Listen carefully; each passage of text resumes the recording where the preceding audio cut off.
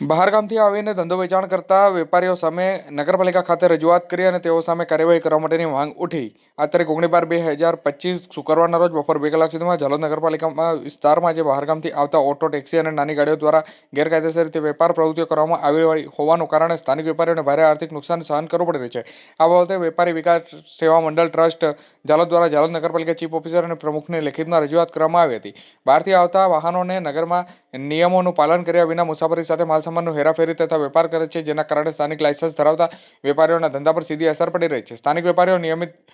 રીતે નગરપાલિકાને લાગતા વિવિધ ટેક્સ અને ફી ચૂકવી અને વ્યવસાય કરે છે, જ્યારે બહારગામથી આવતા વાહનો કોઈપણ ટેક્સ કે નિયમોનું પાલન કરતા નથી। આ પરિસ્થિતિના કારણે નગરપાલિકાને આવકમાં નુકસાન થતું હોવાના તેમજ શહેરની શાંતિ અને વ્યવસ્થાને ખતરો ઊભો થઈ રહ્યો હોવાની રજૂઆતમાં જણાવ્યું હતું। વેપારીઓમાં વધતા અસંતોષને ધ્યાનમાં રાખી અને વેપારી વિકાસ સેવા મંડળ ટ્રસ્ટ દ્વારા સંબંધિત વિભાગને આ બાબતે ગંભીરતા લઈ અને યોગ્ય તપાસ કરીને બહારગામથી આવતા ઓટો, ટેક્સી અને નાની ગાડીઓના ગેરકાયદેસર વ્યવસાય સાથે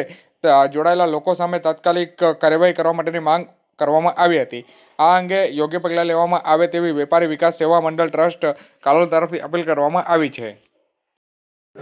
હું ઝાલોદ નગરપાલિકાના એસોસિએશન સુભાષભાઈ અગ્રવાલ આજ રોજ અમો વેપારીઓ બધા ભેગા થઈને નગરપાલિકાના ચીફ ઓફિસર તથા પ્રમુખશ્રીને રજૂઆત કરવા આવેલા કે ઝાલોદમાં ચાલતા વેપારમાં દૂષણ જે બહારથી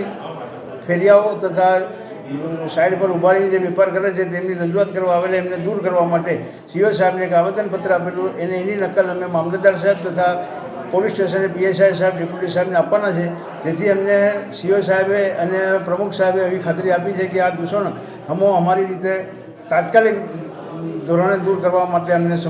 સંમતિ આપી છે અને જેથી અમારા વેપારીઓની જે પડતી કનડગતને સાંભળી જાય માટે અમે સીઓ સાહેબ તથા પ્રમુખ સાહેબને ખૂબ ખૂબ આભાર માનીએ છીએ અને આવું અમને